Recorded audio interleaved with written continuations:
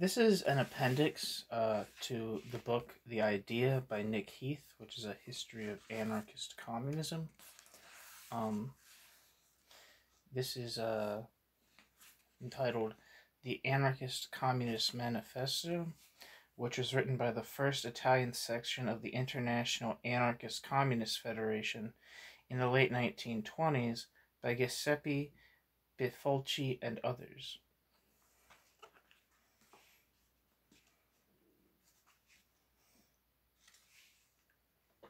Anarchist communists are unanimous in affirming that the principle of authority which today's institutions are based on is the fundamental cause of all social ills, and it is therefore for this reason that they are today, tomorrow, and forever unyielding enemies of political authority, the state, of economic authority, capital, and of moral and intellectual authority, religion and official morality. In short, anarchist communists are against all the dictatorships of political, economic, scientific, or religious derivation. On the other hand, they are sincere partisans of a form of social organization which is based on the free association of producers and consumers with the aim of better satisfying the various needs of the new society. They are communists because, having carefully examined the social question in all its facets, they are of the opinion that only a society based on libertarian communism will be able to guarantee every one of its members the greatest well-being and freedom. They are revolutionaries, not for any fanaticism for glory and blood, but because they have observed that the reforms are illusory. Reforms are illusory, and at the mercy of the whim of the ruling powers. These powers, even if they are Democrats, are activated by reactionary, despotic financial forces, evident or hidden, and only an anarchist revolution can put an end to the government and exploitation of man over man. They are individualists, not in the sense of an exaggerated respect for the individual, which, while however it may be disguised, is a form of authoritarianism, but because they are supporters of communism for the very reason that it guarantees every individual the greatest physical, intellectual, and moral development. They are educationalists, because they believe that the best chance that the revolution has of arriving sooner and having greater effect is directly linked to the level of revolutionary social education of every individual.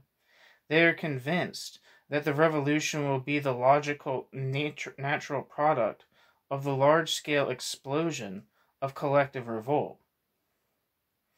rendered conscious by a widespread understanding of the injustice of the present capitalist social system. Education of this type excludes the contemplative, fatalist, passive education, which is an end in itself.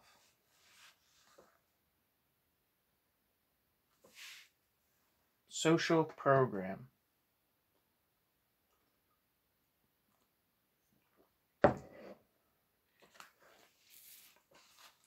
Anarchist communism, indispensable for the realization of a society without exploiters or exploited, is based on the free cooperation of individuals in order to satisfy each other's economic, intellectual, and moral needs, since it is only right that the organizations born from within the working class should regulate social functioning after the revolution. Inspired by the formation and development of an ever-growing number of associations in all fields of human activity, anarchist communists have seen that the spirit of association and federalism is ever more predominant due to the fact that political and economic centralism is providing ever more mediocre answers to the new needs of technical, scientific, and social progress. Encouraged by a similar libertarian tendency, Anarchist communists continue to be supporters of a social organization which will develop into the commune, a local demographic agglomeration which is large enough to be able to practice social solidarity effectively by organizing the production in a rational and in its every act, taking into account. I'll reread the sentence. Encouraged by a similar libertarian tendency, anarchist communists continue to be supporters of a social organization which will develop into the commune, a local demographic agglomeration which is large enough to be able to practice social solidarity effectively by organizing the production in a rational way, and, in its every act, taking into account the inviolable liberty of individuals and associations.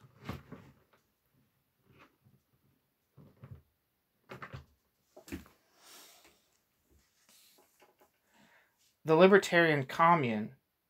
in the way anarchist communists understand it, is not a version of the present-day municipal councils, nor is it a representation in miniature of any government, but a moral and material pact which unites the inhabitants of a given area in a common project in the economic, intellectual, and moral field, which can allow every individual of whatever sex and age to enjoy the right to freedom and to well-being as far as the possibilities of production permit naturally. Relations between different communes can be managed without useless, even dangerous interference from the central, national, and international powers, in the knowledge that federalism is a basic condition for the safeguarding of the principle of freedom upon which the new communalist society will rest. Without wishing to go into long, bothersome detail, which is almost always rendered null by tomorrow's reality, anarchist communists, as a large part of their pre-revolutionary program, consider it sufficient to hold to the general lines of the libertarian commune based on federalist or Sovietist cooperation. Sovietist in the sense of decentralization and as a spontaneous, conscious emanation of the technical and political capacity of the working class.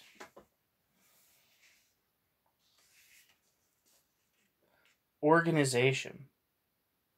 The proletarian coalitions for defense and attack against the constituted powers which have as their specific aim the maintenance of the present state of exploitation and oppression are not recent creations.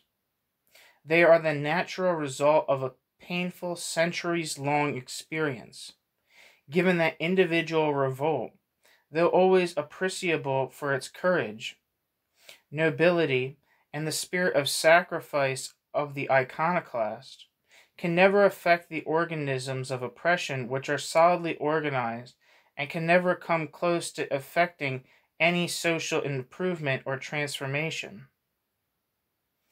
It is for this reason that anarchist communists are not content with proclaiming the goodness of their libertarian principles, but rather they unite in groups and federations in national unions and in the international union, in order to better resist and bring about the single moral and material front against the powers of repression and exploitation. It is in this way that they can provoke, in the near future, the vast, tragic, and painful epilogue to this uninterrupted class war, the libertarian revolution, to bring about a definitive end to the existence of all classes. History brims with examples of the repression of such unions carried out in every place and time by governments of all types,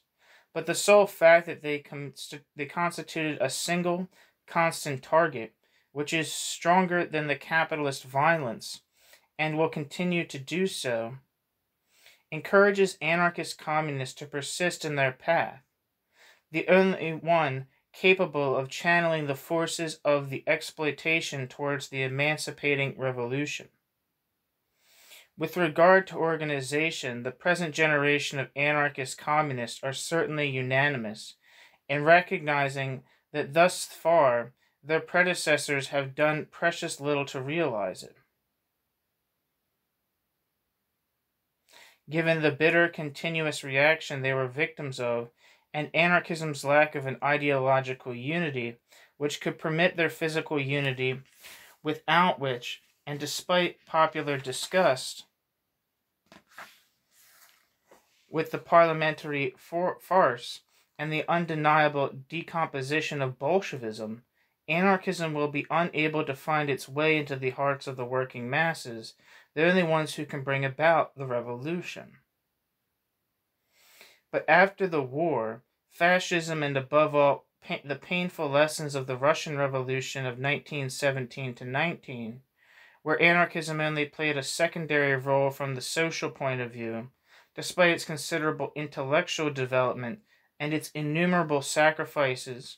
and owing to its chronic disorganization,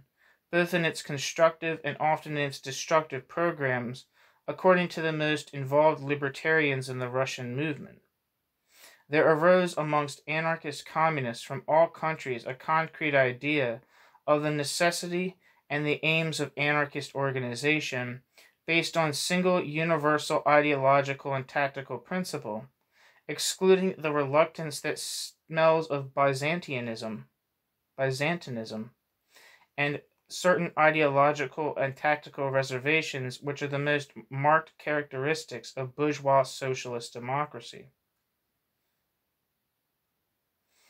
Let this tendency develop and triumph, since if we seek further